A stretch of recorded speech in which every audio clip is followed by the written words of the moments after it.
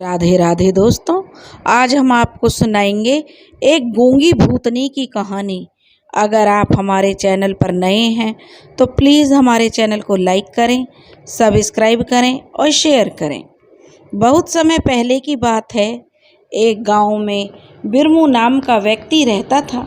वह तंत्र मंत्र और नज़र उतारे में बड़ा माहिर था। गांव के लोग छोटी मोटी समस्या के लिए बिरमू के पास जाते थे। बिरमू शादियों में ढोल बजाने का कार्य करता था। एक बार की बात है कि एक विवाह में बिरमू जो ढोल बजाने के लिए गया हुआ था, उसके साथी भी मसकबीन बजाने के लिए उसके साथ थे। लेकिन उस गांव में जब बारात जो है दुल्हन को लेकर रात में ही विदा हो गई थी और वापस अपने गांव में पहुंच गई थी। अगले दिन बिरमू को दूसरी शादी में ढोल बजाने के लिए जाना था, सो वह रात को ही अब विदा लेकर अपने साथियों से गांव चलने के लिए कहने लगा। लेकिन उसके साथियों ने चलने से मना कर दिया कि रास्ते में बहुत बड़ा जंगल पड़ता है और रास्ते में जंगली जानवरों का भी डर रहेगा।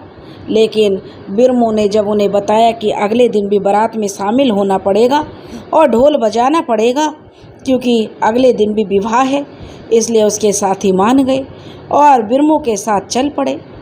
जंगल के रास्ते में बिरमू ने कहा कि ढोल बजाते चलो, जिससे कि जंगली जानवरों के खतरे से हम बचे रहेंगे और रास्ता भी पार हो जाएगा।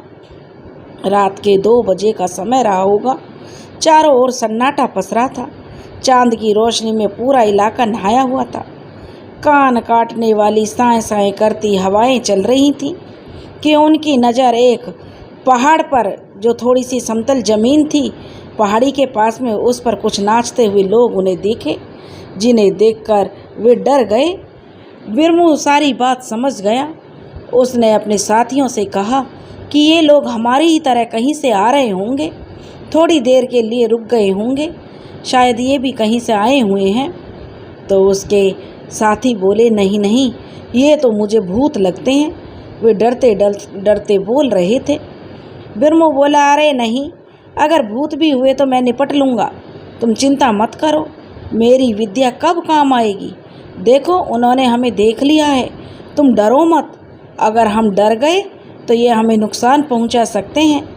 उनको नचाने के लिए उनके पास चलते हैं।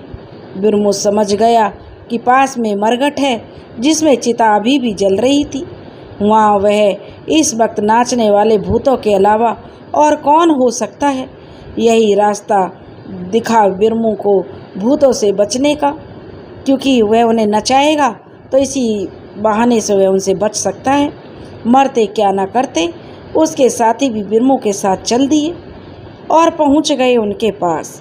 उनके उल्टे पांव देखकर उसके साथी डर गए। उन्होंने ढोल और मसकबीन बजाना बंद कर दिया। भूत भी ढोल की आवाज़ में खूब नाचते रहे। जब वे थक गए तो उनमें से एक भूत उनकी ओर बढ़ने लगा। उसको अपनी ओर आते देखकर बिरमू मंत्र पढ़ने लगा। उसके दोनों साथियों का डर के मारे बहुत बुरा हाल था कि भूत बोल पड़ा, डरो मत मित्र, तुमने हमें बहुत नचाया है, हमें बहुत मज़ा आया है, हम बहुत खुश हैं। तुम्हें जो भी मांगना है मांग लो, हमारे बस में होगा तो हम दे देंगे। उन दिनों रुपयों को देकर, बेटी वाले को रुपया देकर शादी होती थी। बिरमू के पास लड़की वालों को देने के लिए रुपए तो थे नहीं, जिससे उसकी शादी नहीं हो पा रही थी। उसने सोचा, एक भूतनी से शादी कर लूँगा, क्योंकि उसने देखा कि वह बहुत ही सुंदर भूतनी उसे नाचते हुए दिखाई दे रही थी। उसने अपनी बात उस भूतनी के भूत के सामने रख दी। भूतों ने बिरमू को बहुत समझाया कि वे ऐसा नहीं कर सकते, पर बिरमू तो भूतनी की माया में सुध बुध खो चुका था। भूतों ने उसे खूब लालच दिया, पर वह अपनी बात पर अटल रहा। अगर तुम मुझे देना चाहते हो तो इस भूतनी से मेरा विवाह करा दो। हार कर भूतों को अपना वचन निभाना पड़ा और मरघट में शादी की रस्म पूरी हो गई। बिरमू और भूतनी की शादी दोनों अब पति पत्नी बन चुके थे। भूत ने कहा, देखो बिरमू, ये भूतनी अब एक साधारण औरत की तरह तुम्हारे साथ तुम्हारा घर बसाएगी और किसी को नुकसान भी नहीं पहुंचाएगी। पर ध्यान रखना, यह जब तक चुप रहेगी तेरी पत्नी रहेगी। इसका मुंह नहीं खुलना चाहिए। जिस दिन इसका मुंह खुल गया यह हड्डियों के ढेर में बदल जाएगी और वापस हमारे पास आ जाएगी। यह कहकर उन्होंने बिरमू से विदा ली और बिरमू भी अपनी पत्नी को लेकर खुशी खुशी अपने गांव अपने साथियों के साथ चल दिया। बिरमू अपनी पत्नी और अपने साथियों के साथ गांव की ओर जा रहा था। बिरमू ने अपनी बुद्धि से अपने साथियों को भूतों से नहीं बचाया, बल्कि वह भूतनी से शादी भी रचा ली थी। बिरमू अपनी भूतनी पत्नी को लेकर अपने गांव पहुंच चुका था। गांव के लोग बिरमू की अचानक हुई शादी को देखकर हैरान रह गए। बिरमू ने अपने माता पिता को समझा दिया कि यह गूंगी लड़की है, इसलिए इशारों में ही बात करना। माँ बाप को सुनकर यह तो दुख हुआ कि उनकी बहू गूंगी है, पर साथ में वे खुश भी थे। चलो जैसे भी हमारे बेटे का घर तो बस गया। धीरे धीरे समय गुजरता रहा। बिरमू की पत्नी ने घर बाहर का काम बहुत अच्छे से संभाल लिया था, लेकिन वह गांव के लोगों से बहुत कम मिलती थी। अब वह 2 बेटे और 2 बेटियों की माँ बन चुकी थी। परिवार का वह बहुत ख्याल रखती थी। घर वाले उसके इशारे आसानी से समझ जाते थे। यूँ समझो जिंदगी बड़े अच्छे से कट रही थी। एक दिन बिरमू के बच्चे गांव के दूसरे बच्चों के साथ खेल रहे थे। खेल खेल में बच्चों में आपस में झगड़ा हो गया। एक लड़का बिरमू के लड़के से बोल पड़ा, चुप रह बे भूतनी के बच्चे, और वह उससे लड़ पड़ा उस बच्चे से। और पास में खड़ा दूसरा बच्चा भी बोल पड़ा कि क्यों लड़ाई कर रहे हो, इसने कोई गलत तो बोला नहीं है। लोग तो यही कहते हैं कि तेरी माँ भूतनी है, और तू ही बता, अगर तेरी माँ भूतनी नहीं है तो वह लोगों से मिलती क्यों नहीं है और किसी से बोलती क्यों नहीं है। गांव के लोग भी तुम्हारे घर आने से इसलिए ही कतराते हैं। बिरमू के बच्चे अपना सा मुँह लेकर घर आ गए। अपने बाबा से पूछ बैठे कि लोग माँ को ऐसा क्यों बोलते हैं, फिर माँ बोलती भी क्यों नहीं है। बिरमू ने उन्हें समझाया कि बेटा, वे बच्चे झूठ बोल रहे हैं, तुम्हारी माँ गूंगी है इसलिए बोल नहीं सकती। बच्चे उस समय तो चुप हो गए, पर उन्होंने सोच लिया वे अपनी माँ को बुलवा कर ही मानेंगे। एक दिन बिरमू किसी काम से दूसरे गांव गया हुआ था। बच्चों की माँ भी पानी लेने जो कुएं पर गई हुई थी। बच्चों ने सोचा कि खाना बनाने का भी टाइम हो रहा है और माँ को मसाला पीसने के लिए सिलबट्टे की ज़रूरत तो पड़ेगी। क्यों ना हम इसे छुपा लें, तो माँ हमसे पूछेगी कि सिलबट्टा कहाँ है। थोड़ी देर बाद पानी लेकर माँ भी आ गई और खाना बनाने की तैयारी करने लगी। जब खाना बनाने की तैयारी करने लगी तो खाना बनाने के लिए मसाले पीसने थे, पर बट्टा नहीं मिला। इशारों में उसने अपने बच्चों से पूछा कि सिलबट्टा कहाँ है, पर आज तो बच्चों ने ठान रखी थी कि वे आज तो माँ को बुलवा कर ही मानेंगे। काफ़ी देर ढूंढने के बाद जब सिलबट्टा नहीं मिला और ना ही बच्चों ने कोई जवाब दिया, तो वह झल्ला कर बोल पड़ी, बट्टा कहाँ है।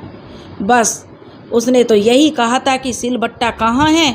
बस उसका इतना ही कहना था कि वह तो हड्डियों के ढांचे में बदल गई। यह देखकर बच्चे रोने लगे। बच्चों का रो रो कर बुरा हाल था। वे अपने किए पर पछता रहे थे।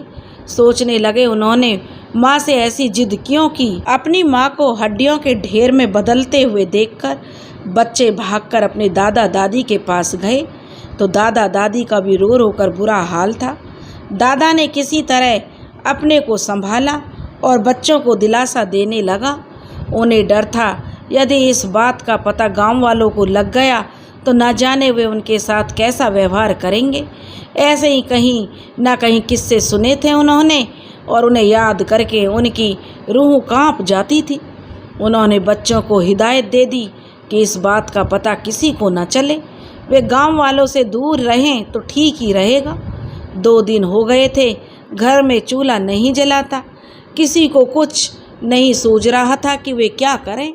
बच्चे हड्डियों के ढेर को घेर कर अपनी माँ को याद करके आंसू बहाते रहे। बिरमू को गए हुए 2 दिन हो गए थे, क्योंकि बिरमू गांव से दूर एक शादी में गया हुआ था।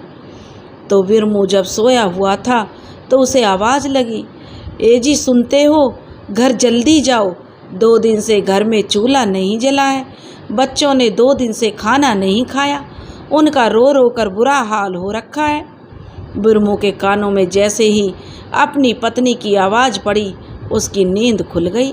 वह घबरा गया। सुबह का समय था। यही सोचकर डर गया कि लोग कहते हैं सुबह का सपना सच होता है। वह सोचने लगा, सपने में क्यों आई मेरी पत्नी? इससे पहले तो वह आज तक कभी नहीं आई थी। फिर उसने यूं क्यों कहा कि घर जल्दी जाओ? ये भी तो कह सकती थी जल्दी घर आओ। यह सब याद करके बिरमू परेशान हो गया। शादी भी संपन्न हो चुकी थी। वह अपने साथियों के साथ शादी वाले घर से विदा लेकर अपने घर के लिए चल पड़ा। रास्ते भर तरह तरह के बुरे ख्याल उसको परेशान कर रहे थे। पूरे रास्ते एक घड़ी के लिए भी उसने आराम नहीं किया। साथियों के पूछने पर भी उसने कुछ नहीं बताया। सुबह के चलते चलते रात होने से पहले वे गांव में पहुंच गए। घर में पहुंचते ही उसे मुश्किल से जो चुप हुए बच्चों ने रोना शुरू कर दिया। अपने पिता को देखकर वे अपने पिता से लिपट कर रोने लगे। उसको कुछ गलत होने की आशंका होने लगी। बूढ़े माँ बाप भी उदास होकर उसकी ओर देख रहे थे, पर सब दिखाई दे रहे थे, पर बिरमू को उसकी पत्नी नहीं दिखाई दे रही थी। बिरमू ने पूछ लिया बाबा से। बाबा ने रसोई वाले कमरे की ओर इशारा कर दिया। बिरमू जैसे ही रसोई घर में पहुंचा, हड्डियों का ढेर देखकर उसे भूत की अपनी पत्नी को बात न करने वाली हिदायत याद आ गई। वह समझ गया उसकी पत्नी ने जरूर मुंह खोल दिया होगा। सपने वाली बात याद आ गई। उसने अपने पिता से पूछ लिया। बाबा ने पूरी बात बिरमू को बता दी। अब बिरमू हड्डियों को सीने से लगाकर अपनी पत्नी की याद में फूट फूट कर रोने लगा। बच्चे भी सहमे सहमे एक कोने पर खड़े अपने बाबा को टकटकी लगाए देख रहे थे। उसे बच्चों पर गुस्सा तो बहुत आया, पर बिन माँ के बच्चे समझकर गुस्सा पी गया। थोड़ी देर में बच्चों को सीने से लगाकर रोने लगा। पत्नी की अस्थियां कब तक घर में रखते? माँ बाबा ने भी उसे अस्थियों के नज़दीक ही जो छोटी नदी थी पास में, उसमें आगे चलकर गंगा नदी मिलती है, तो उसने बिरमू से कहा, बेटा इन अस्थियों को वहाँ ले जाकर विसर्जित कर दो, नहीं तो गांव में इस बात को किसी को कानों कान खबर नहीं होनी चाहिए, वरना गांव वाले हमको जीने नहीं देंगे। बच्चे की माँ की अस्थियों को बिरमू ने वहाँ से किसी भी हालत में नहीं ले जाने दे रहे थे। बच्चे बहुत रो रहे थे और बिरमू को अस्थियाँ नहीं ले जाने दे रहे थे, और वे उनको घेर कर बैठे हुए थे, बस रोए जा रहे थे। बस दिन रात उन्हें देखकर माँ की याद करते रहते। बच्चों का रो रो कर बुरा हाल था। माँ की याद में वे तड़प रहे थे। ये देखकर बिरमू भी अपने आंसू नहीं रोक पा रहा था। एक दिन सुबह सुबह जब बच्चे सो रहे थे, तो बिरमू ने हड्डियों की पोटली उठाई और चल पड़ा उन्हें नहर में बहाने के लिए। वह चल ही रहा था कि पोटली में से आवाज़ आई, कैसे हो जी? मुझे मालूम है तुम सभी दुखी हो। बच्चे तो मेरी हड्डियां भी नहीं उठाने दे रहे थे ना, मुझे पता है उन पर क्या गुजर रही है। मेरा भी यही हाल है। पता है तुम्हें, मैं अपने को ही दोष दे रही हूँ। मत मारी गई थी मेरी, क्यों झल्लाई मैं बच्चों पर उस दिन? ये तो बच्चे थे, उन्हें तो बुरा लगना ही था कि कोई उनकी माँ को भूतनी कहे। पूछ लिया उन्होंने बस। वो देखो तुम्हारे पीछे पीछे आ रहे हैं मेरे बच्चे, उन्हें डांटना मत, प्यार से समझाना। और कहकर वह आवाज़ चुप हो गई। तभी बच्चे बिरमू के पास आ गए और कहने लगे, बाबा हमारी माँ को कहीं नहीं ले जाना, और बिरमू से चिपक कर रोने लगे। तभी पोटली में से फिर आवाज़ आई कि ठीक है, मैं इन्हें समझाती हूँ, उस पेड़ के नीचे ले जाकर बैठा दो इन्हें। पोटली में से जो फिर आवाज़ आई, तो बिरमू ने अपने बच्चों को उस पेड़ के नीचे ले जाकर बैठा दिया। पोटली में से फिर आवाज़ आई, देखो मेरे बच्चों, मैं तुम्हारी माँ हूँ। मैं तुम्हारे बिना उतनी ही दुखी हूँ जितना तुम मेरे बिना हो। मैं भूत लोक में रहते हुए भी हमेशा तुम्हें याद करती रहूँगी। खाओ बेटा अपनी माँ की कसम कि अब तुम रोओगे नहीं और ना ही अपने बाबा को परेशान करोगे। और अपने बूढ़े दादा दादी का भी ख्याल रखोगे। अभी मेरी अस्थियां नहर में बहाने दो और अपने बाबा को जो काम करना उन्हें करने दो। मैं यहाँ भूत लोक में दुखी रहूँगी अगर तुम नहीं मानोगे। तुम अपनी माँ को दुखी देखना चाहते हो क्या? नहीं ना? तो मेरे बच्चे तुम घर जाओ। और वह अपनी बड़ी लड़की से कहने लगी, हे बड़की, जल्दी ले जा भाई बहन को घर, और दादा दादी नहीं तो घबरा रहे होंगे। और कहकर वह आवाज़ फिर चुप हो गई। बच्चे भी नम आंसुओं से, उनकी आंखें भीगी हुई थीं आंसुओं में, अपनी माँ को याद करते करते। और फिर उन्होंने अपनी माँ की जो आवाज़ सुनी उसे उन्होंने मान लिया और अपने घर की तरफ चल पड़े।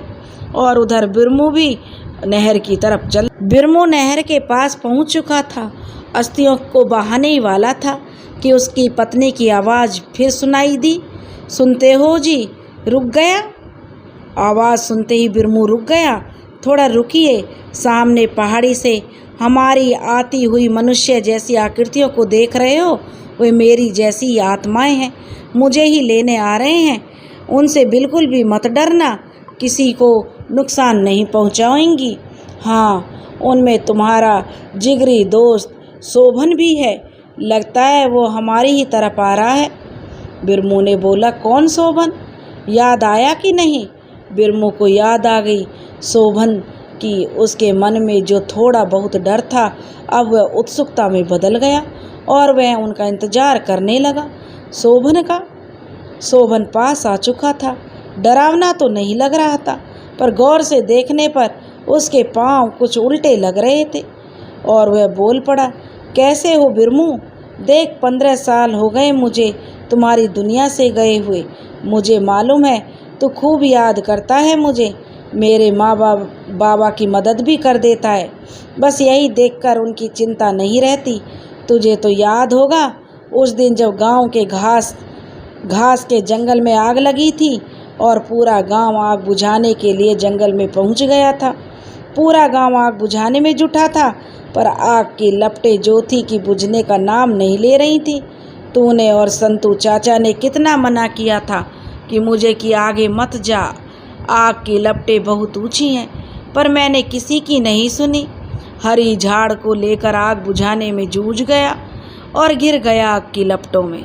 जब तक आग शांत हुई थी मैं तो तुम्हारी दुनिया से जा चुका था। कितना रोया था तू। हाँ, याद है, पिछले साल भी आग लगी थी, पूरा गांव हार गया था। जब तुम चले गए थे तब हमने ही आग बुझाई थी। अरे, हम तो अभी भी अपने लोगों के बारे में सोचते हैं। सच बताऊं, जब मेरी आयु पूरी हो जाएगी और कुदरत मुझे मुक्ति दिलाएगा तो मैं उनसे विनती करूंगा कि मैं इसी योनि में रहना चाहूँगा।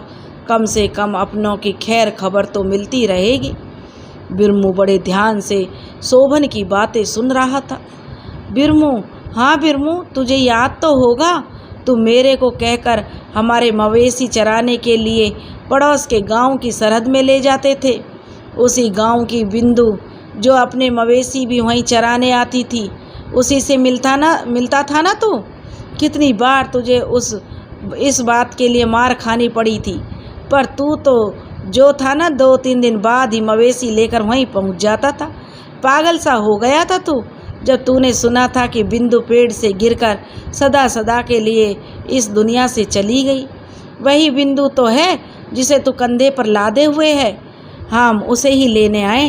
कहते कहते शोभन शांत हो गया। लो, अब नहर भी आ गई, बहा दे मेरी अस्थियाँ। मैं भी भूत लोक में अपने साथियों के साथ पहुंच जाऊंगी।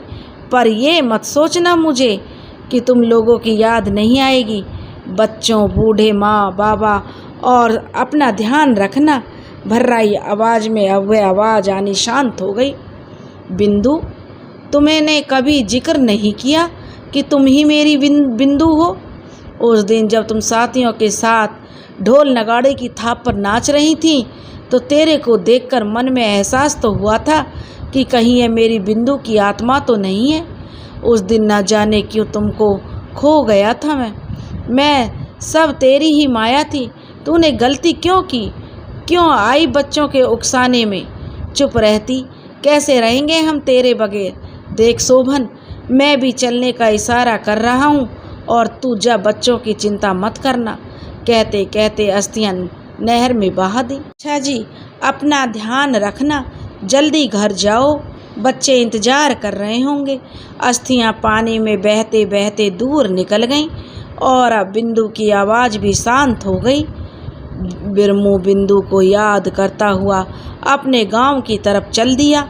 हाँ, बीच बीच में सामने पहाड़ी की तरफ इसी आशा से देखता रहा शायद बिंदु उसको नजर आ जाए, लेकिन बिंदु उसे नजर नहीं आ रही थी। अब बिरमू भारी मन से बिंदु की अस्थियां प्रवाहित करके अपने गांव की ओर चल पड़ा। दिन काफ़ी निकल आया था। गांव में पहुंचते ही लोगों ने पूछ लिया, गांव वालों ने, कि कहाँ से आ रहा है। साथ में पूछना भी नहीं भूले कि आजकल उसकी पत्नी दिखाई नहीं दे रही। बिरमू, आजकल तुम इतनी सवेरी सवेरी कहाँ से आ रहे हो और पत्नी भी दिखाई नहीं दे रही है, क्या कारण है? सब ठीक ठाक तो है? तब बिरमू ने कहा, अभी उसी को छोड़कर आ रहा हूँ, उसको लिवाने उसके मायके से आए थे, बता दिया बिरमू ने गांव वालों को। बिरमू घर पहुँच चुका था। बच्चे जिनकी आंखों में अभी भी आंसुएं भरी हुई थीं, उनको अपनी माँ का संदेश भी दिया और बच्चों को समझा भी दिया कि कोई उनसे उनकी माँ के बारे में पूछे तो कह देना माँ नानी को मिलने नानी के गांव गई हुई है। और जुट गया अपनी ज़िंदगी को पटड़ी पर लाने के लिए। पर छोटे छोटे बच्चों को संभालना, फिर रोजी रोटी कमाने के लिए खेती और शादियों में जाने के साथ साथ आसान नहीं था ज़िंदगी में आगे बढ़ना। माँ बाबा किसी तरह बच्चों के लिए माँ लाने की सलाह दे रहे थे। बिरमू को यह हरगिज मंजूर नहीं था, पर जब कभी बच्चों की हालत देखकर माँ बाबा की बात पर ध्यान देता तो सोचने लगता, चार चार बच्चे और गरीब के उम्र दराज के साथ कौन घर बसाएगा। एक तो चार चार बच्चे हैं, ऊपर से उम्र भी हो गई है और एक गरीब भी हूँ, ऐसे में कौन अपनी बेटी मुझे देगा। पर बिंदु की याद आते ही ऐसा सोचने के लिए उसे अपने मन ही मन बिंदु से माफ़ी मांगने लगता। सुनो जी, माँ बाबा ठीक कह रहे हैं, बड़की कितना काम करने लगी है, 12 साल की ही तो है, फिर तुम्हारे भी कितने काम हैं। बारात में जाते हो, 3-3 4-4 दिन से पहले नहीं लौटते। तुम दूसरी शादी कर लो, मुझे कतई भी बुरा नहीं लगेगा। अरे मेरे बच्चों को उनकी देखभाल करने के लिए माँ मिल जाएगी, इससे ज़्यादा खुशी मेरे लिए क्या होगी। कहकर चुप हो गई बिंदु। खुल गई बिरमू की नींद, क्योंकि उसे सपने में बिंदु आ गई थी और वह याद करने लगा बिंदु को। आज फिर बिरमू के माँ बाबा ने बच्चों के लिए माँ लाने की बात छेड़ दी। बच्चों को इस बात की भनक लग गई तो वे बोल पड़े, हमारी माँ तो हमें चाहिए, ला सकते हो ले आओ, लेकिन हमें अपनी ही माँ चाहिए, कोई दूसरी माँ नहीं चाहिए। देख भाई, तुमसे तो कुछ छिपा हुआ नहीं है। पत्नी तो वापस प्रेत लोक चली गई, बच्चों के खातिर तुम्हें मेरी मदद करनी पड़ेगी। मेरे साथ एक बार फिर उसी जगह पर चलना पड़ेगा। बिरमू अपने दोस्तों को बता रहा था और उन्हें दोस्ती का वास्ता देकर कह रहा था। दूसरे गांव के जो उसके साथी ढोल बजाने में उसकी मदद करते थे, उन्होंने डरते डरते हाँ कर दी कि ठीक है यार, यारी किस दिन काम आएगी, हम तेरा साथ जरूर देंगे। रात के 12 बजे होंगे। बिरमू और उसके साथी पहुंच गए उसी जगह पर जहां वे पिछली बार भूतों से मिले थे, पर वहाँ उनको कोई नज़र नहीं आया। हाँ, पास में शमशान घाट पर हल्की हल्की आग की लपटें दिख रही थी। कुछ देर बाद उन्हें किसी के बात करने की आवाज़ सुनाई दी। बिरमू की उम्मीद अब जग गई थी, पर साथी का चेहरा देखने लायक था। वह डर के मारे जो पीला पड़ गया था उसका चेहरा। साथी को किसी भी हालत में बिरमू ने डरने को कह दिया कि डरना नहीं है, किसी भी हालत में डरना नहीं। उसे मालूम था कि भूतों का मुखिया उनकी बात नहीं मानने पर उनसे नाराज़ होगा, और कह दिया साथी को कि जो ढोल बजाने के लिए, और खुद ज़ोर ज़ोर से ढोल पर भूत सागर की तान छेड़ दी। ढोल दमाओं की आवाज़ सुनकर सारे प्रेत जो शमशान घाट में बैठे थे वहाँ से ही जो उधर की तरफ चलते हुए जा रहे थे, और तो उनके मुखिया ने उन्हें रोक दिया, इसके लिए कि हमने कुदरत से विनती करके नियम तोड़े थे, पर इसने हमारी दी हुई हिदायत को नहीं माना, इसे इसका अंजाम भुगतना पड़ेगा, कहकर चुप हो गया था भूतों का मुखिया। यह सुनकर सारे भूत भूतनी सहम से गए, जो जहाँ थे वहीं रुक गए। उनको डर सताने लगा कि मुखिया बिरमू को न जाने क्या सजा देगा। मुखिया जी, माफ़ी चाहती हूँ, अगर आप अनुमति दें तो मैं कुछ कहना चाहती हूँ। बिंदु भूतनी को कितने अच्छे से रखता था। बिंदु जो था बिरमू था, भूतनी को बहुत अच्छे से रखता था। बिरमू ने कितना प्यार करता था वह, उसे बचपन में भी और इस योनि में आने के बाद भी। देखो उसके बच्चे कितना प्यार करते हैं इससे, और ये अपने बच्चों से भी। और फिर बिरमू की वजह से यह सब तो नहीं हुआ ना। बच्चों का भी क्या दोष, कैसे सहन करते कि उसकी माँ को कोई कुछ कहे। भावनाओं में बह गए थे, मुंह खुलवा दिया माँ का अपनी का। दंड तो उन लोगों को मिलना चाहिए जो एक दूसरे की कमी निकाल कर उनकी भावनाओं का मजाक बनाते हैं। अगर आपने बिरमू को दंड दिया तो उसके बच्चे और उसके बूढ़े माँ बाप का क्या होगा। देखो तो बिंदु का चेहरा बिरमू को सज़ा देने की बात सुनकर कितना डर गई है बेचारी, कितनी दुखी है। अपने बच्चों को याद कर कर के चुप हो गई बिंदु की सहेली, क्योंकि बिंदु की सहेली ही बिंदु के दुख को मुखिया को बता रही थी। ठीक कह रही हो, पर थोड़ी परीक्षा तो लेनी होगी बिरमू की, क्योंकि वह भी तो हमारा लेने का हक है कि वह भी ना लें। सुनकर मुस्कान लौट आई सभी के चेहरे पर। अब सारे जो उधर पहुंच गए जहां बिरमू अपने साथी के साथ जोर जोर से ढोल बजा रहा था। बंद करो यह सब, तुमने और तुम्हारे गांव वालों ने बिंदु भूतनी के साथ किया, वो माफ़ करने के लायक नहीं है क्या। कैसे स्वार्थी लोग हैं धरती पर जो दूसरों की खुशी नहीं देख सकते।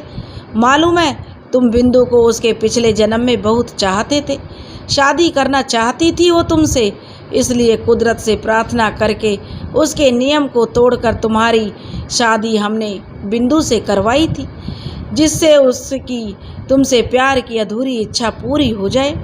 पर तुम जो थे, तुम्हें परीक्षा देनी होगी। अगर सफल हुए तो तुम बिंदु को पालोगे और उसके बच्चों को उनकी माँ मिल जाएगी। कड़कती आवाज़ में भूतों का मुखिया बोल रहा था। डरते डरते बिरमू ने परीक्षा देने के लिए हामी भर दी। तब वह कहने लगा, सुनो, हम तुम्हारा सर तुम्हारे धड़ से अलग करेंगे। अगर कुदरत को मंजूर हुआ तो तुम फिर जिंदा हो जाओगे और हम बिंदु को तुम्हारे साथ विदा कर देंगे, वरना तुम अपनी जान से हाथ धो लोगे। अगर तुम बिंदु के बिना जाना चाहो तो तुम जा सकते हो, हम तुम्हें माफ़ कर देंगे। मुखिया ने अपना आदेश जो बिरमू को सुना दिया। बिरमू के चेहरे पर मुस्कान लौट आई। बिना देरी किए उसने अपना शर्म जो सिर था वह कलम करवाने के लिए मुखिया के आगे कर दिया। यह देखकर बिंदु की आंखें भर आईं।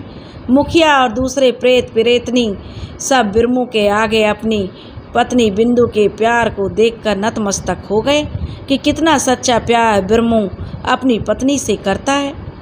तभी मुखिया कहने लगा, खड़े हो जाओ बिरमू, तुम अपनी परीक्षा, प्यार की परीक्षा में पास हुए। कुदरत से ही आज्ञा लेकर हमने यह सब रचाया। बजाओ ढोल, दमाओ, खुशी मनाओ। अब सभी आत्माएं ढोल की थाप पर नाचने लगी। चारों ओर हर्षोल्लास का माहौल था। कुछ देर बाद सबके पांव थम गए। बिंदु, तुम्हारी तपस्या रंग लाई है। तुम्हारे बिना तुम्हारे बच्चे कितना उदास हैं। जाओ इनके पास और अपनी गृहस्थी संभालो। बिंदु ने मुखिया के पांव छुए। मुखिया ने बिंदु के कान में कुछ कहा और बिरमू को पास बुलाकर बिंदु का हाथ उसके हाथ में थाम दिया। बिरमू और बिंदु ने मुखिया के पांव छूकर आशीर्वाद लिया।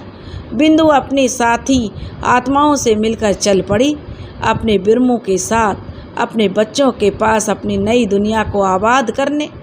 आत्माएं जो उसकी सखी सहेलियां थीं उनकी सलामती की दुआएं करती रहीं और उसे जाते हुए देखती रहीं। अब बिंदु और बिरमू अपने घर आ गए थे और फिर से वे सुखी गृहस्थी का आनंद लेने लगे। अब बिंदु को दोबारा अपने परिवार में मिले हुए 1 साल बीत गया था। उसकी गृहस्थी आनंद के साथ चल रही थी। अब तो वो गांव वालों से भी मिलने जुलने लगी थी, पर बिरमू को डर बना रहता कि प्रेतों के सरदार ने बिंदु को क्या चेतावनी दी होगी और वे दोबारा भावनाओं में बहकर कहीं गलती ना कर दे। उसने बिंदु से पूछना चाहा, पर उसके पूछने का गलत असर ना हो जाए, इसलिए वह चुप रहता। बड़की को छोड़कर तीनों बच्चे गांव के पास वाले स्कूल में पढ़ने जाने लगे थे। बड़की घर बाहर के कामों में माँ की मदद करती थी। यूँ कहीं मवेशियाँ, घास, लकड़ी का जिम्मा उसी के ऊपर था। बिरमू जरूरी काम से गांव के बाहर गया था। बड़की की तबीयत ठीक नहीं थी। बिंदु ने घर का काम जल्दी जल्दी निपटाया। बड़की दवाई लेकर आराम करने को कहकर मवेशियाँ चराने के लिए जाने वाली थी कि उसका ससुर बोल पड़े, बहू तुम घर में रहो, बड़की की देख रेख करो, बच्चे भी स्कूल से आएंगे, आज मवेशियों के चराने के लिए मैं ले जाऊंगा। तब वह कहने लगी, नहीं बाबा, आपकी तबीयत कौन सी अच्छी है, आप आराम करो, बस इस बड़की को देखते रहना, कहीं इसे थोड़ा आराम हुआ तो यह काम पर ना लग जाए। कहकर बिंदु मवेशियों को चराने के लिए चल दी। बिंदु गांव की सरहद के जंगल में पहुंच गई। मवेशी भी चर रहे थे और वो भी पहाड़ी पर गीत गुनगुनाते हुए घास काटने में खो गई। घास काटते काटते उसे न जाने क्यों ऐसे लगने लगा कि वो कई साल पहले भी यहाँ आई थी, जबकि उसे तो याद है इस गांव में आने के बाद तो वो मवेशी चराने कभी गई ही नहीं। और वह पेड़ की छाया में बैठकर सोचने लगी, उसके ख्याल में यह सब क्यों आया। यह सब वह सोच ही रही थी कि छोटी नदी के पार सामने रास्ते से जाती हुई महिलाएं जो अपने सर पर सामान लिए जा रही थी दिख गईं। जाने क्यों उसको उनके करीब जाने का मन हुआ और बिना देरी किए वे पहुंच गई उनके पास और उनसे पहुंचते ही पूछ लिया, किस गांव के हो और शादी होगी नहीं किसी की भी तो, तभी तो इतनी साग सब्जी और सामान लेकर जा रही हो। तुम्हारे पड़ोसी गांव के ही हैं, पर तुम्हें कभी देखा नहीं। हम तो तकरीबन तुम्हारे गांव के सभी लोगों को पहचानते हैं।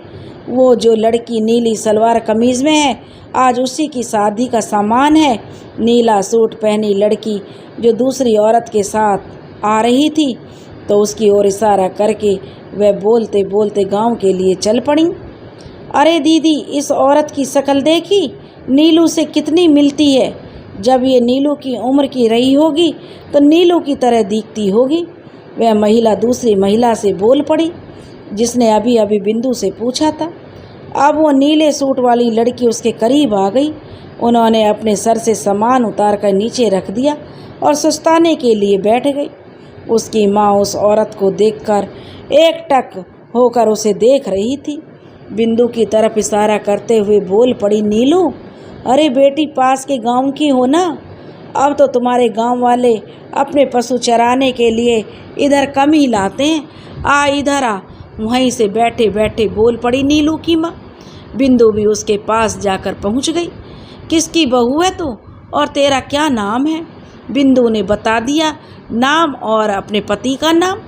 बिंदु नाम सुनते ही नीलू की माँ की आंखें छलछला गईं। बेटी, बिंदु की याद आ गई। गौर से देखने लगी बिंदु को।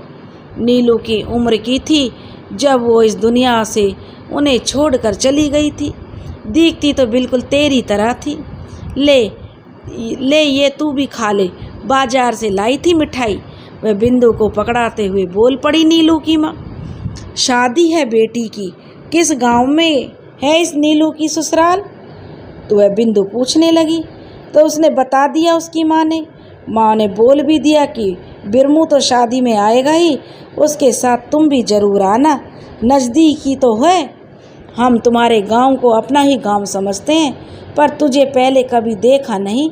तुम्हारे गांव की एक औरत को पहचानती हूँ मैं। आज भी कहीं मिलती है तो बेटी है ना बड़ी की, उसे बुखार आया है इसलिए आना पड़ गया। मैं तो वहाँ बैठी घास काट रही थी, पता नहीं तुम लोगों को देखकर इधर आने का मन क्यों हुआ। बिंदु उस औरत से कहने लगी।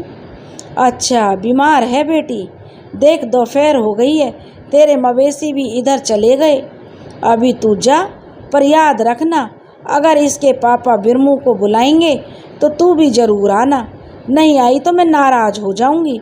और ये बच्चों के लिए ले जा। बिंदु को मिठाई पकड़ाते हुए नीलू की माँ कहने लगी।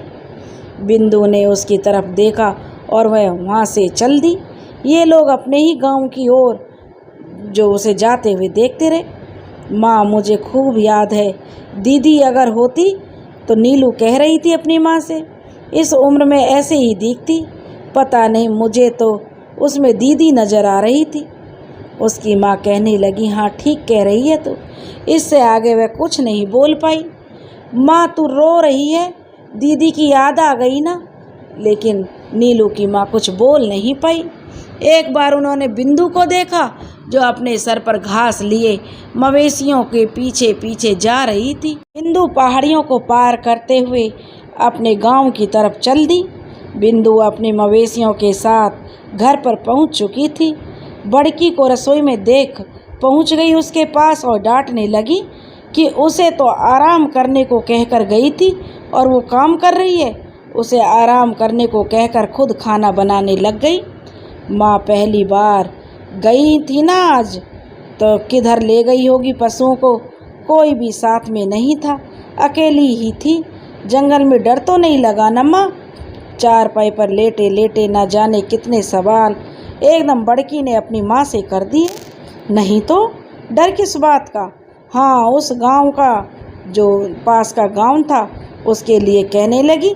उसके लोग मिले थे, बड़े मिलनसार हैं, शादी का सामान लेकर जा रहे थे। शादी थी ना उनके गांव में, नीलू नाम बता रही थी लड़की का कि जिसकी शादी है। पर वे तो मुझे ऐसे देख रहे थे जैसे मेरे को वे पहले से जानती हूँ। अरे माँ नीलू मिली थी, खूब जानती हूँ उसे, कभी कभी मिल जाती है। जब मैं उधर मवेशी लेकर जाती हूँ तो वो घास काटने के लिए आती है। पता नहीं वो मेरे को क्यों अच्छी लगती है। जब हम कई दिनों तक नहीं मिले तो कहती है कि इतने दिन कहाँ थी तू। और बड़की अपनी माँ को बोलने लगी। अरे क्या बातें चल रही हैं बड़की और उसकी माँ की। इतनी देर से दरवाजे पर खड़ा हूँ और तुम्हें खबर तक नहीं है। बिरमू जो अभी अभी पास वाले गांव से वापस आया था, दरवाजे पर खड़ा होकर उनकी बातें सुन रहा था और बिंदु को थैला पकड़ाते हुए बोल पड़ा, तुम तो माँ बेटी बातों में मस्त हो, पता ही नहीं है कि कोई आया भी है। तब बड़की कहने लगी, बाबा चुपके चुपके क्यों सुन रहे थे हमारी बात। लेटे लेटे ही जो बड़की अपने पापा से कहने लगी, ओ बड़की लगता है तेरी तबीयत ठीक नहीं है।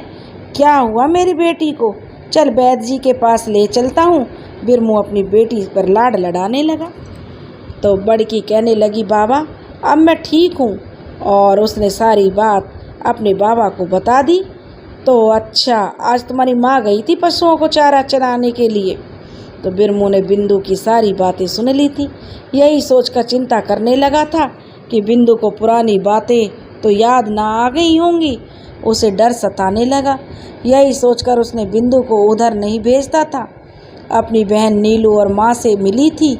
इसके पिताजी तो इतने सालों के बाद भी मेरे को अपना दुश्मन समझते हैं और लोगों को जब बिंदु के बारे में जब पता लगेगा तो वे लोग हमारा जीना मुश्किल कर देंगे।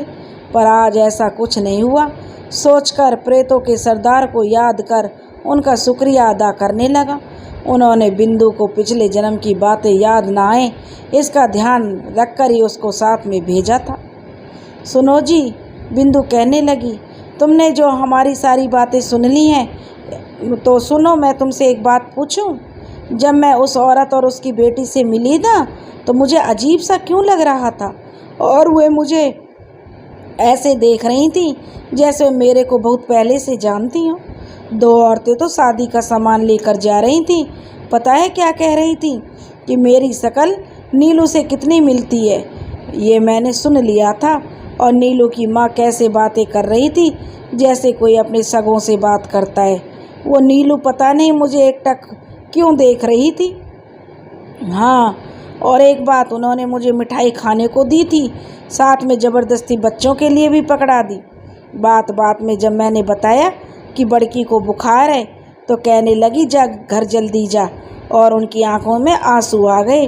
क्यों आए होंगे मेरी समझ में नहीं आया। हाँ, तो ये तो बताना ही भूल गई थी कि बोल रही थी कि अगर नीलू के पिताजी तुम्हें नीलू की शादी में बुलाएंगे तो मैं तुम्हारे साथ शादी में ज़रूर आऊँ, और नहीं आई तो वे मुझसे बहुत नाराज़ हो जाएंगी। अच्छा, ये बताओ, जब तुम ही सबकी शादी में जाते हो तो वे तुम्हें क्यों नहीं बुलाएंगे? कहते कहते चुप हो गई। बिंदु की बातें सुनकर बिरमू परेशान हो गया। उसे तो अब बच्चों, बाबा और माँ और बिंदु की चिंता होने लगी। सोचने लगा, इतने बरस तो बीत गए, पर इसके पापा अभी भी मेरे से दुश्मनी पाले हुए हैं, और अगर उन्होंने बुला लिया बिंदु को और साथ चलने को कहेगी तो वहाँ जाकर इसे पुरानी बातें याद आ गईं तो हमारा क्या होगा। वह कुदरत से प्रार्थना करने लगा कि उसे शादी में ना ही बुलाएं तो अच्छा होगा। बिंदु की बातें सुनकर बड़ा परेशान था, क्या करूं क्या ना करूं। और बिंदु के पिछले जन्म के माता पिता के घर से उसकी बहन नीलू की शादी में पहुंचने का बुलावा आ ही गया। बिंदु के पिता उसे बुलाना तो नहीं चाहते थे, पर शादियों का साया होने के कारण ढोल बजाने वाले ढूंढने से भी नहीं मिल रहे थे, इसलिए हार कर बिरमू को बुलाना ही पड़ा। क्या करूं क्या ना करूं, बिरमू बड़ा परेशान हो गया। उसका दिल भी तो कर रहा था कि नीलू को दुल्हन बने देखने का। नीलू आती थी तो बिंदु के साथ कितनी छोटी थी। तब वह सोचने लगा, अगर वो शादी में जाएगा तो बिंदु भी बिना जाए नहीं मानेगी।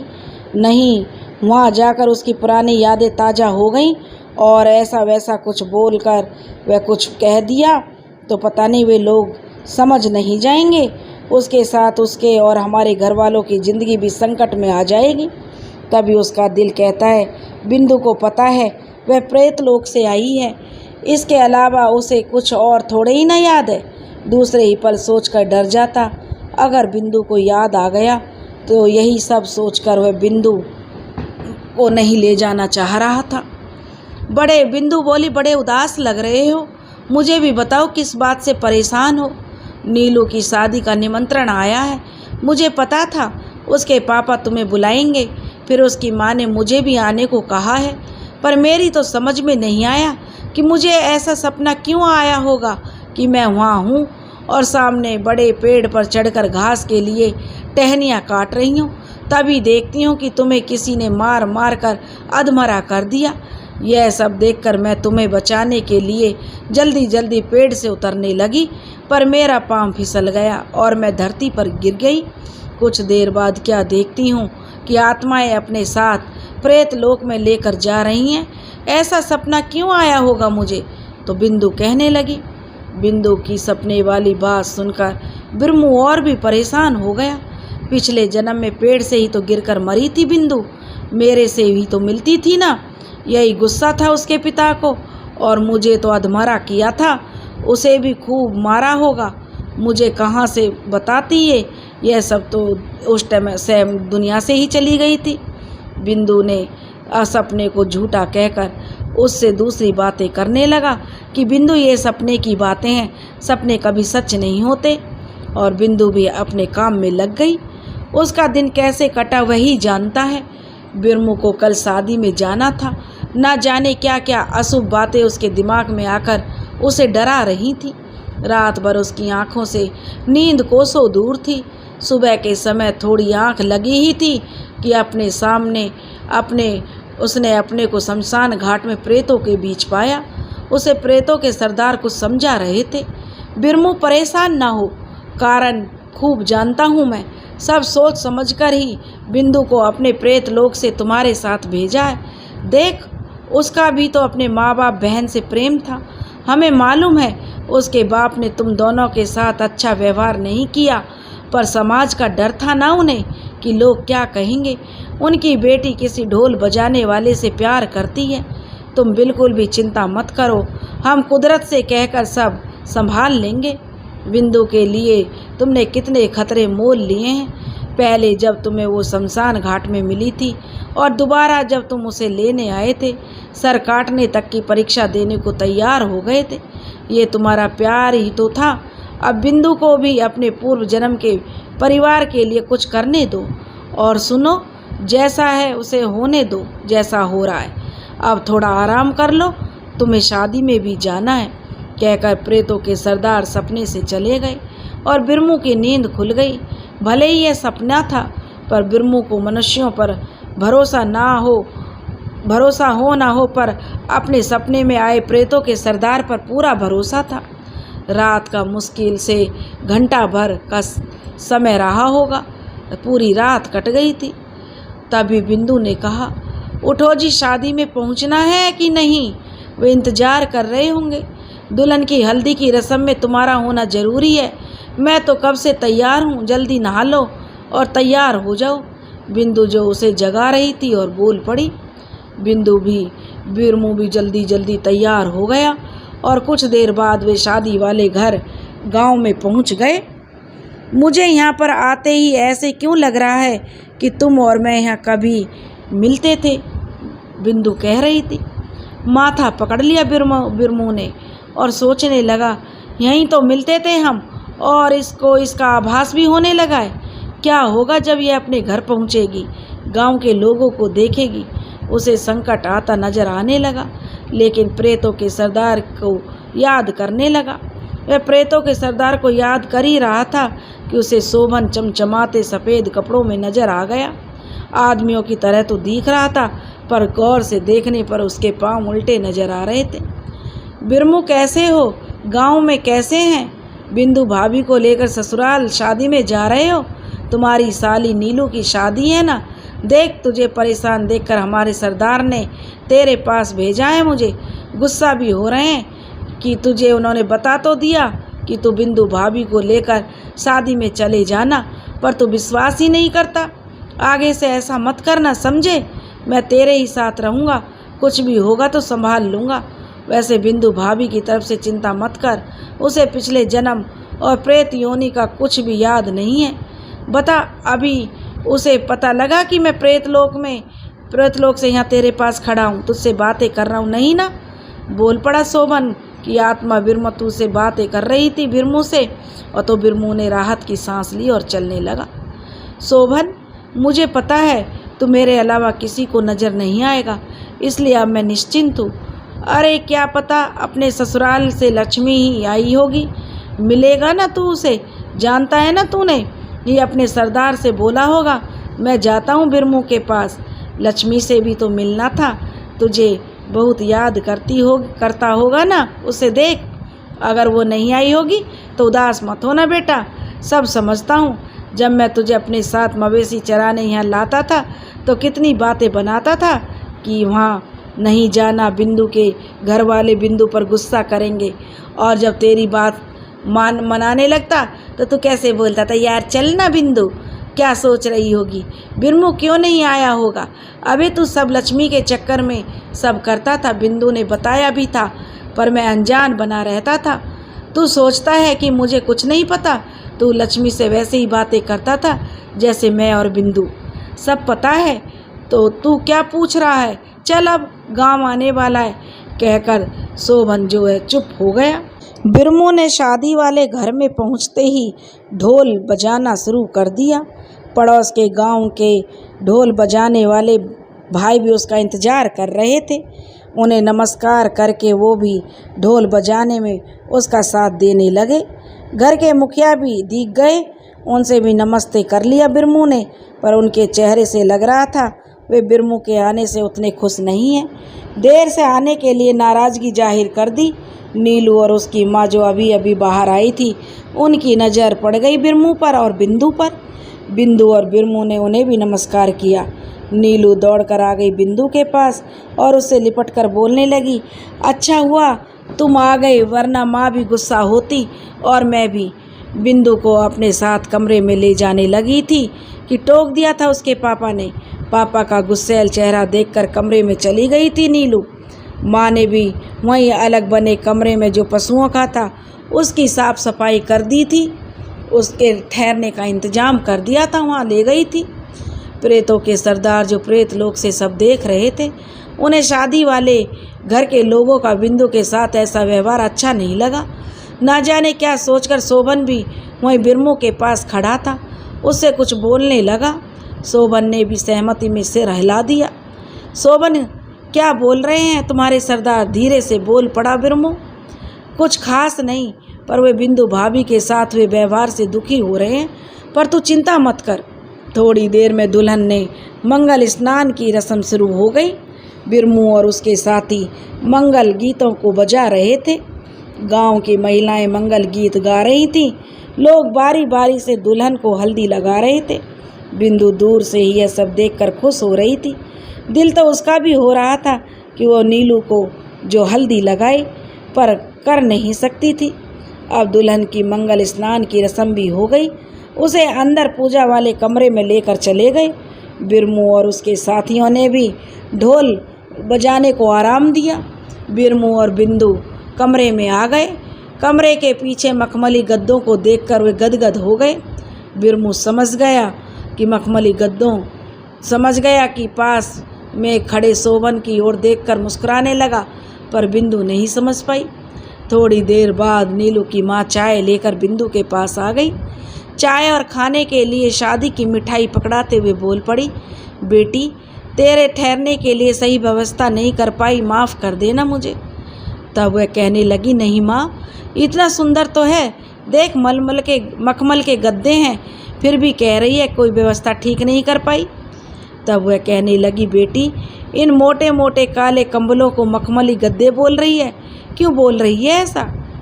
तो बिरमू भी वहीं बैठकर अपना ढोल कस रहा था। दोनों को एक दूसरे को माँ बेटी कहकर बोलना कुछ अलग सा लगने लगा। वह डरने लगा, पर शोभन का साथ होना उसके डर को कम कर जाता। अब बिरमू बाहर आ गया। बिंदु और नीलू की माँ वहीं कमरे में बातें कर रही थी। वे बातों में ऐसे खो गए कि उन्हें लग ही नहीं रहा था कि घर में शादी और काम भी हैं। पर नीलू की माँ को कोई बुलाने आ गया तो वह कमरे से बाहर आ गई और बिंदु भी चौक में आकर बैठ गई। सर्दियों का समय था, गुनगुनी धूप खिली हुई थी। लोग बारातियों के लिए बैठक सजा रहे थे। सामियाना लगभग लग चुका था। थोड़ी देर में बिंदु एक दीवार पर बैठी सामने पड़े पेड़ को, जो बड़ा सा पेड़ था, उसको एकटक होकर देख रही थी, जैसे वह पेड़ नहीं कोई अजीब चीज़ हो। तो ढोल बजाने वालों की नज़र जब बिंदु पर पड़ी तो उसने कुछ छुपा नहीं था, बिरमू के कान में जाकर कुछ कहने लगा। बिरमू बिंदु के पास आकर बैठ गया और कहने लगा, क्या हुआ बड़की की माँ, पेड़ को ऐसे एकटक क्यों देख रही हो? तो ध्यान टूट गया बिंदु का। बिंदु बोल पड़ी, देखो उस लड़की को जो पेड़ की टहनियाँ काट रही है। सामने बड़े पेड़ की तरफ इशारा करते हुए बोल पड़ी। अरे कहाँ है कोई पेड़ पर, सपना देख रही हो क्या? धीरे से बोला बिरमू। दिखाई नहीं देता? अरे रोको उसे, देखो कहाँ चढ़े जा रही है वो, गिरकर मर जाएगी। जोर से चिल्ला पड़ी और उसके चिल्लाने की आवाज़ सुनकर सारे लोग उनके पास इकट्ठे हो गए। बिरमू समझ गया। शोभन ने बिरमू को बिंदु भाभी के कमरे में ले जाने को कहा और उसे लोगों से यह कहने को बोला कि भाभी को दौरा पड़ गया है। शोभन भी कोई अनहोनी ना हो जाए यह सोचकर अपने सरदार को याद करने लगा। बिरमू बिंदु के साथ कमरे में था और शोभन बाहर वहीं बैठा था। प्रेतों के सरदार को सामने हवा में तैरते विशाल मोर की आकृति के उड़न खटोले पर देखकर जो वह खुश भी हुआ और डर भी गया। भला इसलिए कि सरदार नाराज होंगे कि इतना कुछ नहीं संभाल पाया, और जरा सा कुछ अलग सा हुआ, मदद के लिए गुहार लगा दी।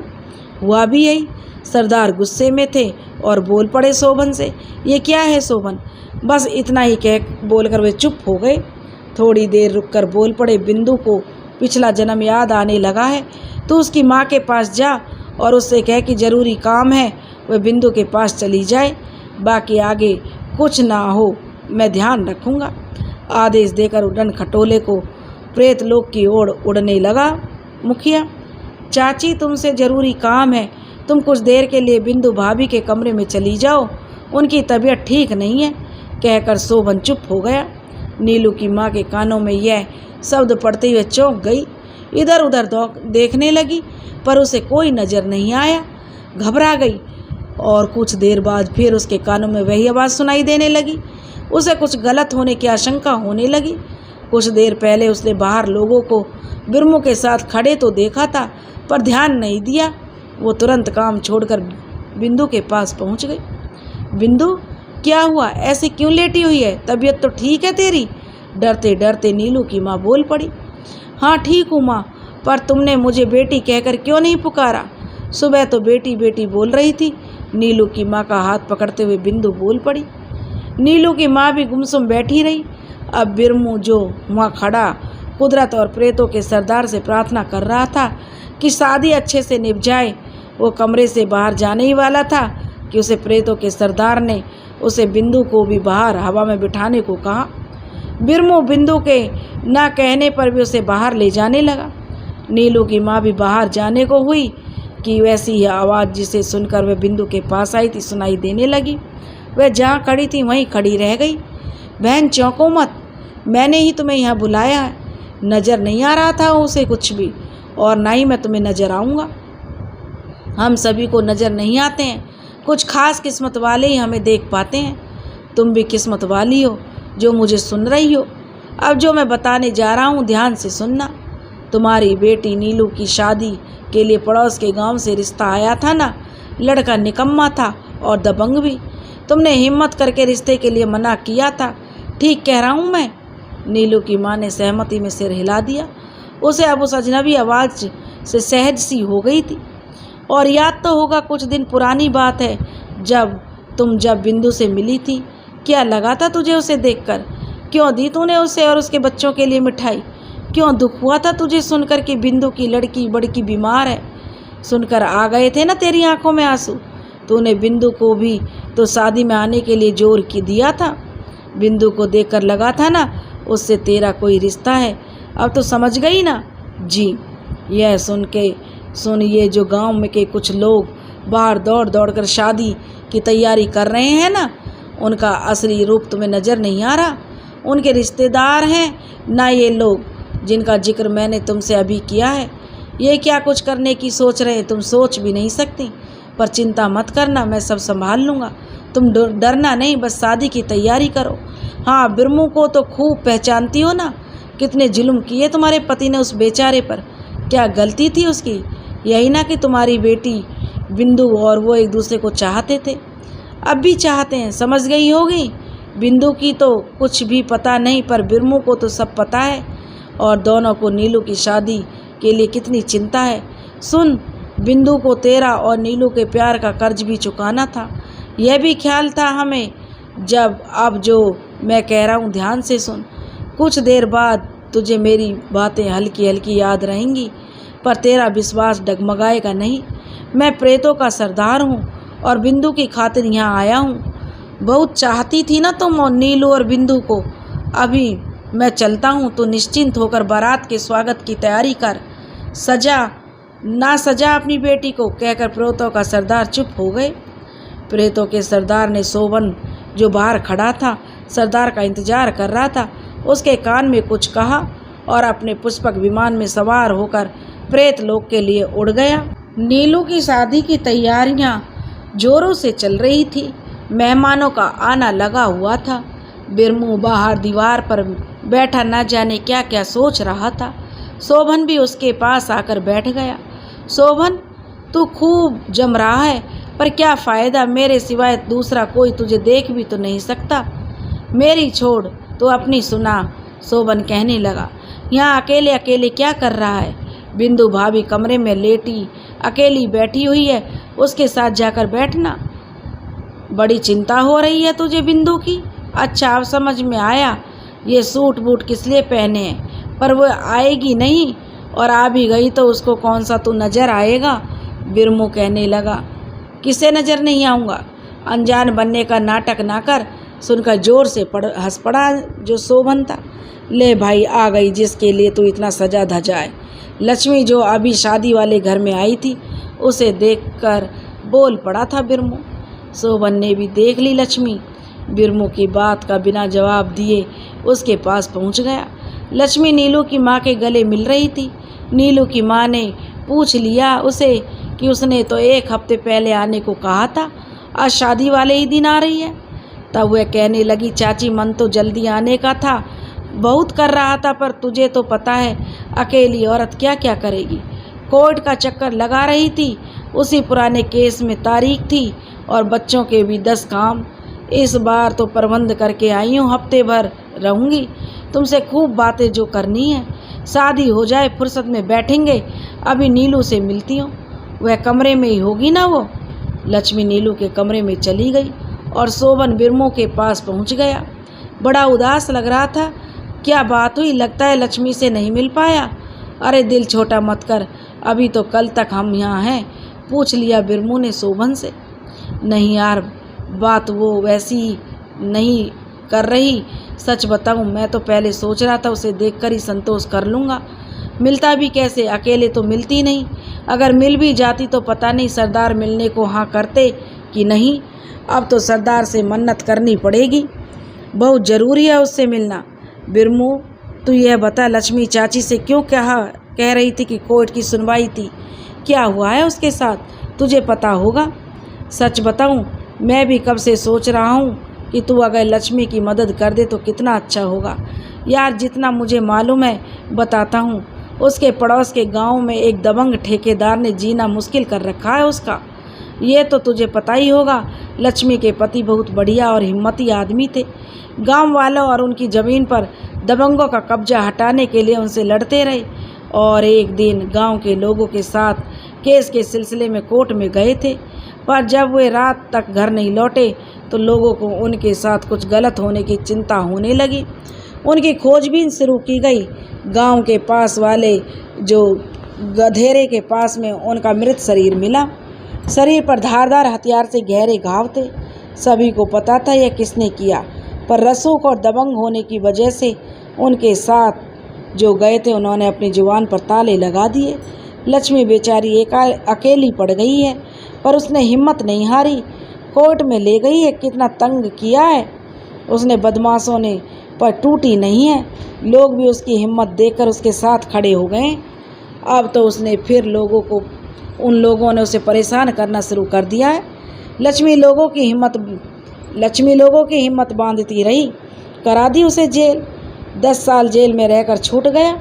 यहाँ भी उसका रसूख काम आ गया है, क्योंकि उसके बाद तो उसने लक्ष्मी और गांव के लोगों से बदले लेने शुरू कर दिए। अब और क्या बताऊं, बताने के लिए इतनी बातें हैं कि पूरी रात भी और दिन भी कम पड़ जाए। शोभन का गुस्से में चेहरा लाल हो गया, जिसे बिरमू देख नहीं पाया, और बिरमू बोल पड़ा, तुम्हें तो खबर होती है ना और मदद भी कर लेते हो, फिर क्यों तुम्हें इस बात का पता नहीं लगा और तुमने लक्ष्मी के लिए कुछ नहीं किया? मैं तो उसी दिन बताने वाला था, पर तू जल्दी में था। नहीं भाई, ऐसा नहीं जैसे तू सोच रहा है। कुछ बंदिशें होती हैं हमारे लिए। हम आत्माएं किसी भी की निजी ज़िंदगी में दखल तब तक नहीं दे सकते जब तक कोई हमसे कहे नहीं। फिर अच्छे बुरे की पहचान कैसे होगी? स्वर्ग नरक में भी तो प्राणियों को उनके कर्म के हिसाब से भेजना होता है।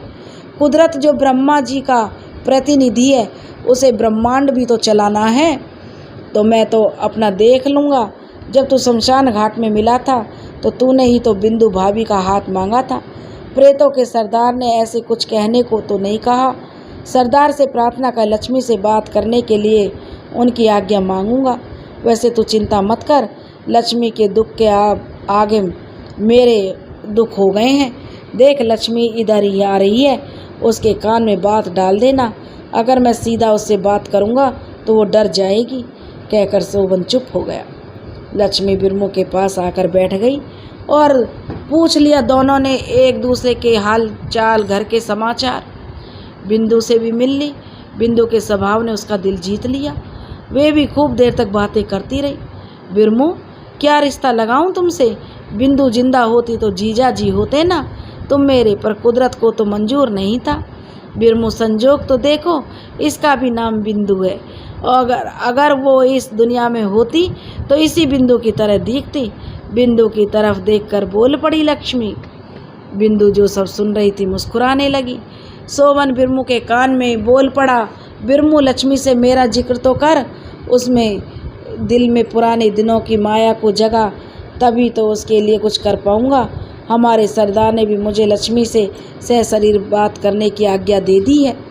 लक्ष्मी याद आती है तुझे पुराने दिनों की, जरूर आती होगी, तभी तो बिंदु को याद कर रही है। शोभन भी याद आता है कभी, छेड़ दी बिरमू ने शोभन की बात। शर्मा गई लक्ष्मी। बिंदु को अपनी पुरानी बातें याद आने लगी। प्रेतों के सरदार भी तो यही चाहते थे। लक्ष्मी, मुझे लग रहा है मैंने तुम्हें पहले देखा है। ये तो कुछ नहीं बताएंगे, हो सकता है कुछ कुछ याद आ जाए, फिर सब कुछ बताती हूँ तुझे, बोल पड़ी बिंदु। अरे रोको इसे, बिंदु को अगर पिछला जन्म और प्रेत योनि की बात याद आ गई तो मुश्किल खड़ी हो जाएगी, शोभन की आत्मा से बोल पड़ा था बिरमू। बिंदु लक्ष्मी को बताए उससे पहले ही मैं बताता हूँ, लक्ष्मी को बोल पड़ा शोभन। बिरमू उसे टकटकी लगाए देखने लगा। उसे इतना भरोसा तो था कि अब कुछ गलत नहीं हो सकता। लक्ष्मी, कैसी हो तुम? बिरमू ने तुम्हारे बारे में जो बताया उसे सुनकर बहुत दुख हो गया मुझे। बिरमू के साथ किसी को भी नहीं आना था, पर मैंने अपने सरदार से कहा था कि मैं बिरमू के साथ जाऊंगा। तुम्हें जो मिलने का मन था, तुमसे मेरा बहुत मन कर रहा था कि मैं लक्ष्मी से मिलूं। मेरी आवाज़ सुनकर और यहाँ आने की बात क्यों कर रहा हूँ? ज़रूर चौंक रही होगी। तुमसे बहुत बातें करनी हैं। हाँ, अगर तू चाहे तो मेरे सामने बैठकर बात करूँगा, शोभन ने कहा। आवाज़ सुनकर चौंक गई लक्ष्मी। ऐसी आवाज़ उसने सालों पहले सुनी थी, जब वह बिंदु के साथ मवेशियों को लेकर चराने जाती थी। याद आ गई उसे शोभन की, उसका चेहरा, उसके जिससे डर झलक रहा था, उसमें उत्सुकता दिखने लगी। बिंदु तो ज़्यादा कुछ समझ नहीं पाई, पर बिरमू लक्ष्मी के चेहरे को देखकर सब समझ गया। बोल पड़ा बिरमू, लक्ष्मी, तुझे सही याद आ रहा है, मैं तुझे सारी बात बताता हूँ, कहकर उसने बात शुरू की कि तभी पांडाल की ओर से लोगों का शोर सुनाई देने लगा।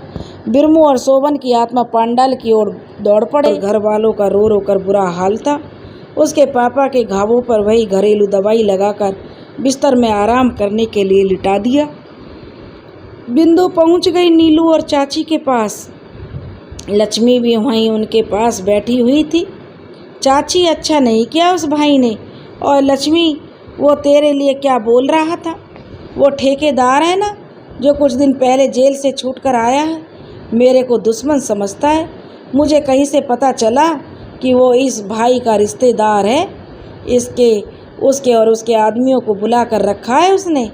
ये तो मेरे रास्ते में ही मुझे मरवा देता, पर मैंने यहाँ आने का दिन ही बदल दिया। आना भी ज़रूरी था, यहाँ भी तो सचेत करना था। सब ठीक ठाक लग रहा था, सोचा चुप रहूं, पर ये तो शादी में अड़चन डालने पर तुले हुए हैं, कहकर लक्ष्मी सारी बात बताकर चुप हो गई। घर वाले, रिश्तेदार सारे चिंता में डूबे थे। बिरमू बैठा हुआ कुछ सोच रहा था। शोभन बोल पड़ा, अच्छा किया तूने नीलू की माँ की मदद कर दी।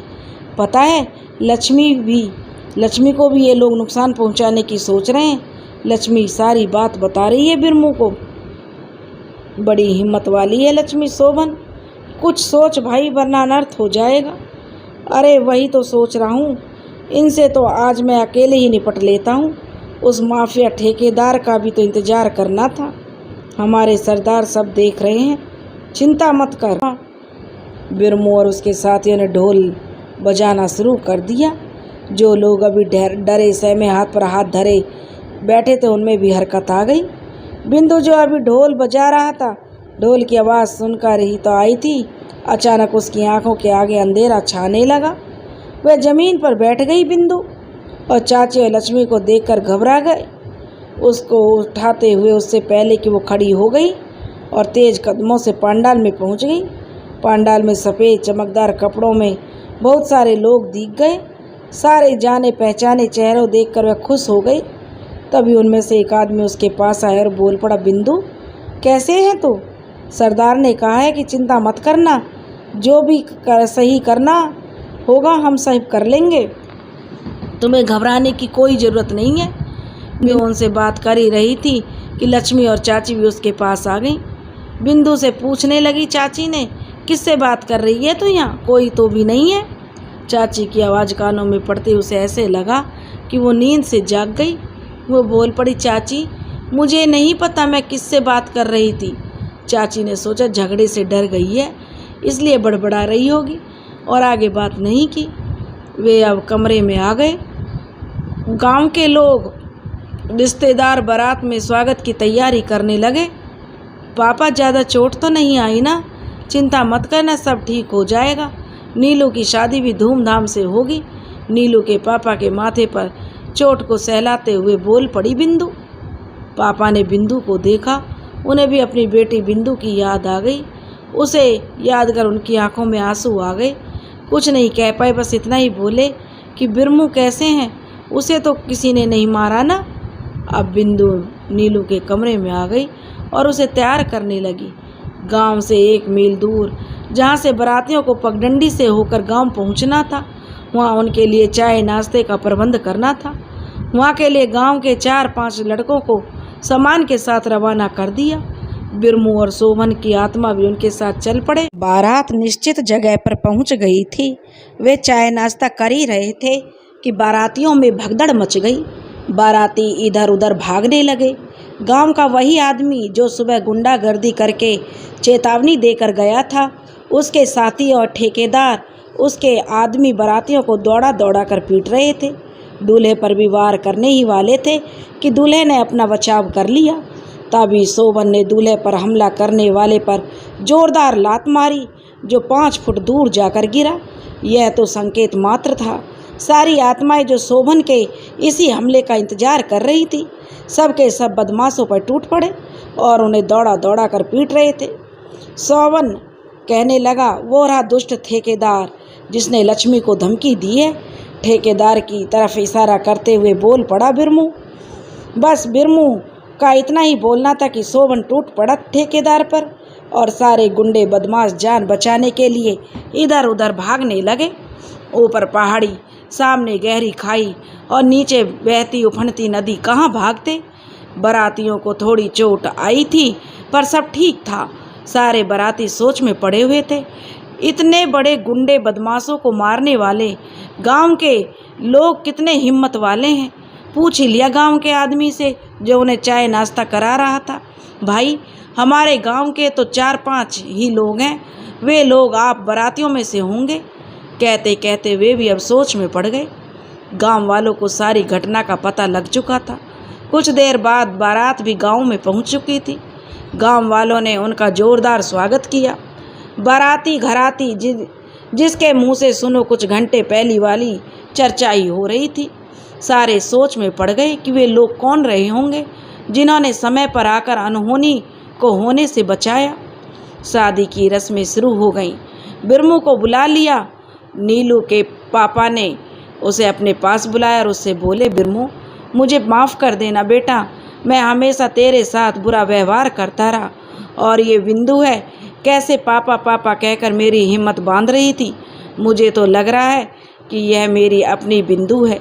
यह मुझे तो लगता है कि तुम लोगों की वजह से ही आज हम बच गए हैं। अगर तुम लोग नहीं आते तो क्या होता हमारा। नहीं आते चाचा जी, हमें तो आना ही था, बिंदु ने जो वहाँ आकर कहने लगी। कुछ देर पहले तो पापा पापा कह रही थी, अब चाचा बोल रही है। मेरी तो कुछ समझ में नहीं आ रहा, पर जो भी है तू मेरी बिंदु की तरह ही है। पापा ही बोल मुझे। बिंदु के सर पर हाथ रखते हुए बोल पड़े। रात को नाच गाने का प्रोग्राम चल रहा था। शोभन पहुंच चुका लक्ष्मी के पास। लक्ष्मी जरा बाहर तो आ, तुझसे कुछ ज़रूरी बात करनी है। और शोभन लक्ष्मी से कहने लगा। आवाज़ सुनकर लक्ष्मी चौंक गई। बरसों पुरानी शोभन की आवाज़ उसे याद आ गई।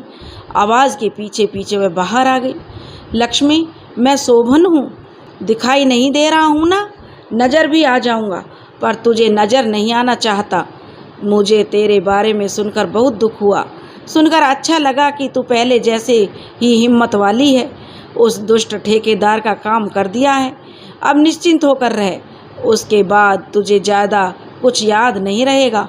हाँ, जब भी तुझे कोई मुश्किल में पड़ जाए या कोई मुश्किल आए तो बिंदु है ना, वो तेरी सहेली बिंदु, वो भी तेरे बारे में जानकर दुखी हो रही थी। अच्छा तू अब बता, तू अब जा, कहकर शोभन चुप हो गया और लक्ष्मी शोभन को याद करते करते वहाँ से चली गई।